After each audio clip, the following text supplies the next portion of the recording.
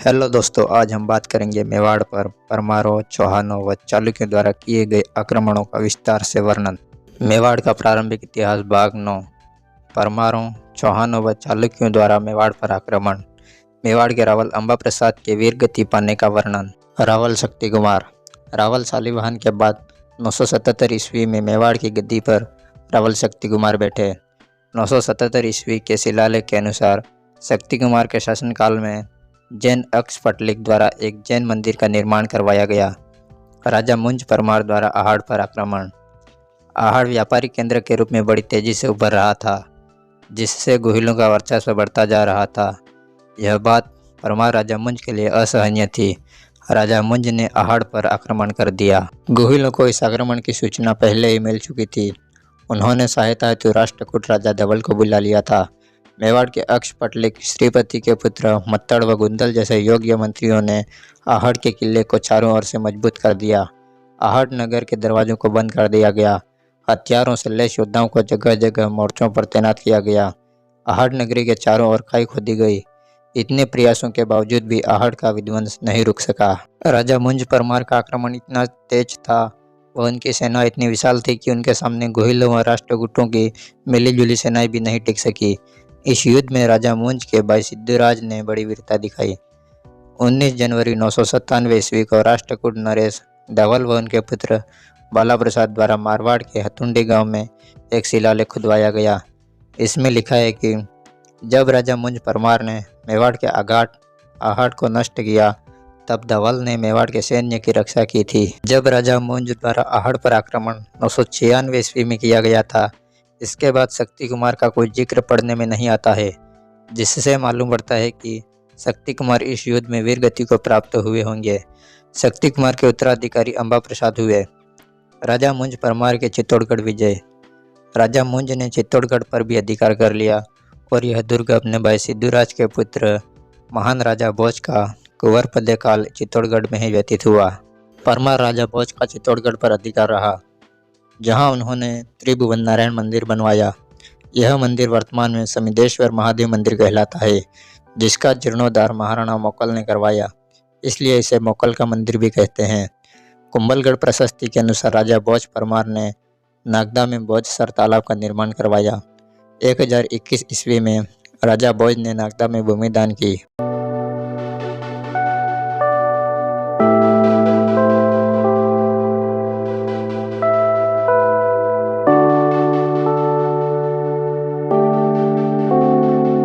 अबू के परमार राजा धंधुक व चालुक्य शासक भीमदेव के बीच विरोध हुआ। तब राजा धंधुक राजा भोज परमार के पास चित्तौड़गढ़ चले आए। फिर जब 1031 ईस्वी में प्रसिद्ध विमल व सही आदिनाथ मंदिर का बनवाया जा रहा था, तब विमल चित्तौड़गढ़ गए और राजा धंधुक को मना कर ले आए। रावल अंबा प्रसाद। रावल अंबा प्रसाद मेवाड़ के शासक शक्ति कुमार के उत्तराधिकारी थे। चित्तौड़गढ़ की प्रशस्ति 1274 ईस्वी में इनका नाम आम्र प्रसाद लिखा है। यह चालुक्य वंशी रानी के पुत्र थे। इस समय मेवाड़ की राजधानी आगाटपुर आहड़ थी। चौहानों द्वारा आहड़ पर आक्रमण। अंबा प्रसाद की माता चालुक्य थी, इसलिए वे चालुक्यों से मेल कर रहे थे। यह बात सांबर के चौहानों को सहन नहीं हुई। इसके अलावा अंबा प्रसाद को राष्ट्रकूटों का सहयोग भी प्राप्त था, लेकिन अंबा प्रसाद स्वयं एक कमजोर शासक थे। अवसर का लाभ उठाकर सांबर के चौहान राजा वाकपति राज द्वितीय ने आहड़ पर आक्रमण किया। इस युद्ध में गोहिलों की पराजय हुई। वाकपति राज ने खंजर से अंबा प्रसाद का मुंह रेंद कर उन्हें मार गिराया। चौहानों ने मेवाड़ की मैनाल, मंडलगढ़, जहाजपुर आदि भागों पर अधिकार कर लिया। कई वर्ष बाद सम्राट पृथ्वीराज तृतीय के बाद मुसलमानों ने यह क्षेत्र चौहानों से छीन लिए। इस प्रकार यह क्षेत्र कई वर्षों तक मेवाड़ से अलग रहे। 1154 ईस्वी में शाकंभरी नरेश विशाल देव ने जहाजपुर के निकट लाहौरी गांव में एक शिलालेख खुदवाया। 1167 ईस्वी में शाकंभरी नरेश पृथ्वीराज चौहान द्वितीय की रानी सुहाव देवी, चौहानों में रूठी रानी के नाम से प्रसिद्ध, ने एक शिलालेख मैनाल में खुदवाया था। 1169 ईस्वी का बिजोलिया का शिलालेख भी चौहान वंश से संबंधित है। सम्राट पृथ्वीराज चौहान द्वितीय द्वारा तराइन के युद्ध में शिकस्त खाने के बाद मेवाड़ का चौहान अधिकृत क्षेत्र मुसलमानों के अधीन हो गया। चालुक्यों द्वारा परमारों से चित्तौड़गढ़ छीनना। इस समय आहड़ पर गोहिलों का राज था, परंतु चित्तौड़गढ़ पर मालवा के नरवर्मा परमार का राज था।